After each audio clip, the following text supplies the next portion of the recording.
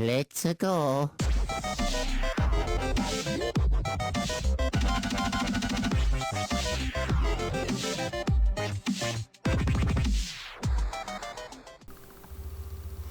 Yo, what is up, guys? It's me, the Ninja Reviewer here, and wow, I gotta say, this episode of My Little Pony: Friendship is Magic, Season 6, Episode 6, 666. Not there for the, 16, so we can't really count as 666.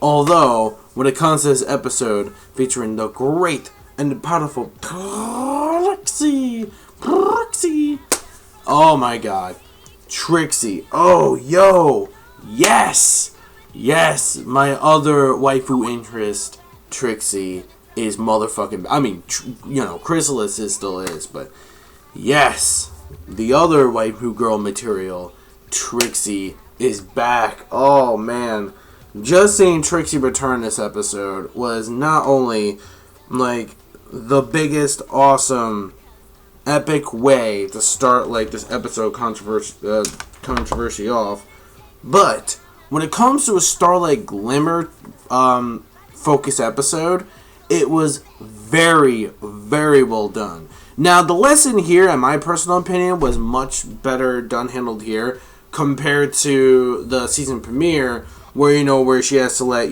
Starlight room to grow. I believe here, it was much more better executed here, rather than when we saw it at the premiere. So that's just my take on it, because we had the stuff with the crystalling in between, so I was like, okay, the way they handled it here was definitely much better compared to the season premiere, and I gotta say, bravo to the writers, because this is indeed another one. Here comes another one. Well, I'm not DJ Khaled, but just saying. Another awesome written episode of MLP. Well, I mean, even though the other episode was, again, another favorite of mine, this is another second favorite of mine. In fact, this will be top favorite episode, first now, and then second would be Gauntlet of Fire. For me, number one so far would be this episode right here. No second prances. And I gotta say, when it comes to the character development between these two characters, it is really well done. So pretty much the whole premise of the episode is that Twilight is having this like little this little dinner thing going on where she's inviting Celestia, and she's actually telling about her telling everything about Starlight Glimmer and her friendship lessons and how it's going. And also she wants Starlight to actually find one new friend in order to invite to pretty much, prove to Celestia how the friendship lessons are pretty much working out. So, unfortunately, Starlight is trying her best to actually find the actual friend to go. I mean, not like a date. That would have been cool if we would have had, like, Sunburst there. That would have been so cute as a setup. But this was so much really betterly done. And she pretty much tries to go to most of the main six. Like, she goes to Mrs. Cake, and she tried to, use some kind of, like, magic within, like, her cake, but that didn't work. Basically, it's not about her past when it comes to, like, her trying to fit in. I thought it was because of, what they known about Starlight.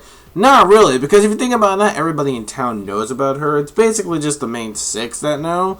But when it comes to everybody else, I don't really see that at all, really, to be honest with you. It's mainly the fact that she uses magic. That she's thinking, oh, okay, I got all these awesome magic skills. I can get friends easily, but nope. That didn't really work out, and then also we had the same situation. My favorite, though, the whole shenanigans, was the one with Big Mac. Applejack and Big Mac, which I thought that one was hilariously funny. Especially how the spell actually made Big Mac actually talk in complete sentences. That shit was funny as hell.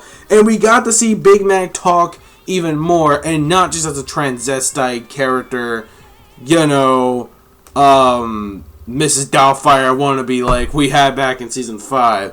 No, this is straight up 100% Big Mac. And oh my god, my boy, this was so funny. Like, this was definitely one of my favorite, funniest moments. But there were other really funniest moments as well, especially the very end bit, which just seals the deal the entire episode. That little punchline, but I'll get to that like in a bit later on. So anyways, yeah, when it comes to that, and I especially love Applejack's expression too, because she, you know, she's trying to find her way as Starlight. She goes like, well, I can't make friends with him because he doesn't talk. Then she's trying to give her like all these other bullshit reasons, and Applejack's giving her that cute little angry face, and she's like, oh, all right, fine, I'll just change it back. And it's like, damn, like I've never seen Applejack so quietly savage. Like it's so funny though, but you know, it was cool. And Rarity was just some design thing. I did feel bad for Fluttershy that she basically ditched Fluttershy's tea party, and I'm like, oh, don't do that. It's not nice. She doesn't deserve that shit. She already gets daily abuses from fucking Angel. You really think she needs that shit? Like, honestly. But yeah, even though, you know, if you're a brony like I am, it was officially Fluttershy Day, like, about a couple days ago, so not a great to celebrate Fluttershy. It's not cool. So anyways, we find out that later on, that we get a surprise motherfucker guest in the scene. She returns in that one little scene in the episode where she's having a spa. And, you know, they kind of relate to each other because, you know, no pony ever trusts me. You know, everybody knows about me. They don't give me no second chances. Like, they know about, like, how I try to dominate Ponyville. And she's like, oh my god, me too. And then they have this, like, little connection. Like, they have, like, a tie in the knot between the two of them, you know, starting together a beautiful friendship. But of course, Twilight had to be pretty much freaking ignorant and had to pretty much like not trust her and actually be all stalker-like. Yeah, literally stalker-like by basically hiding in a bush, sticking her head out, and actually stalking the living shit out of her like everywhere she goes. Like in fact, she's pretty much just like everywhere almost where Starlight, where the fuck she was going to see fucking Trixie. Which again, Twilight, come on, you gotta at least trust in your own students, your own pupils' like motives. Like, you know, let her decide for herself. You can't just try to actually decide what is wrong and what is right. There is no wrong or right answer. It's totally up to her. So that's pretty much, again, like what I said about the lesson here. No, very strong shit, which, again, you know, I'll talk about that again in a bit. But anyways, though, when it comes to that, we see that Trixie and her are pretty much getting along just fine.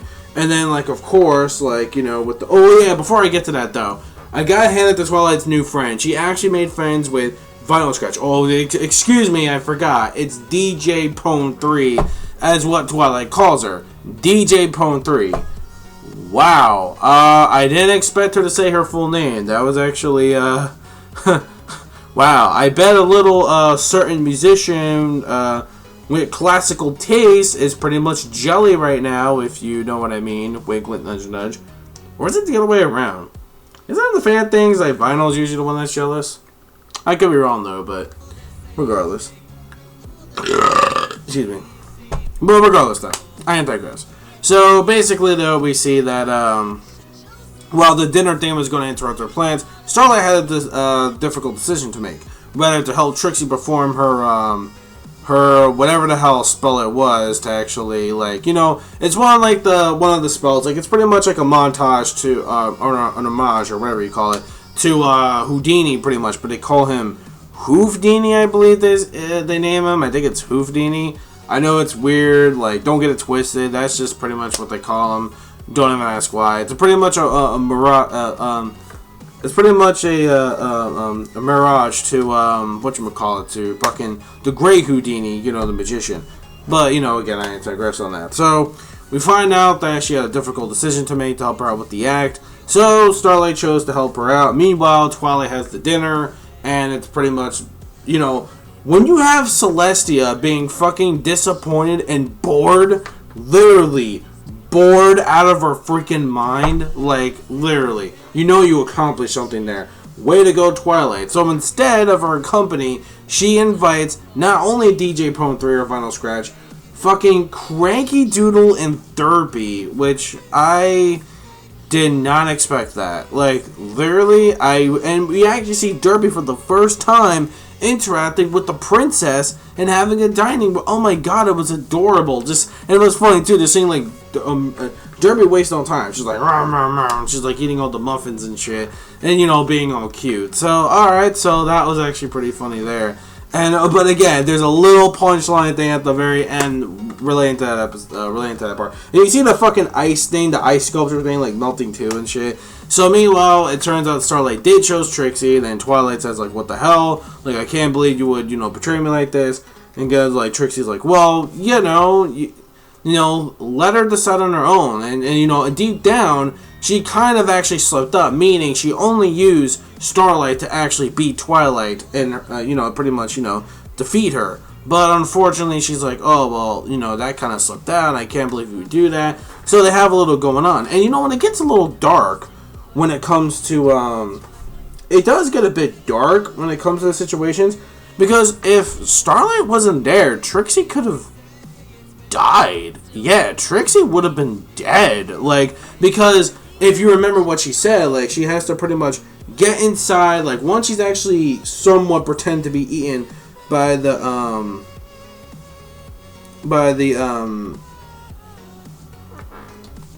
manticore. Yeah. It's dark. I haven't felt so uneasy since I watched Mending Fences. And this has sort of that same dark vibes to it, even though it's not really too similar when it comes to each of the situations, but the vibe to it though, man. Oh my god.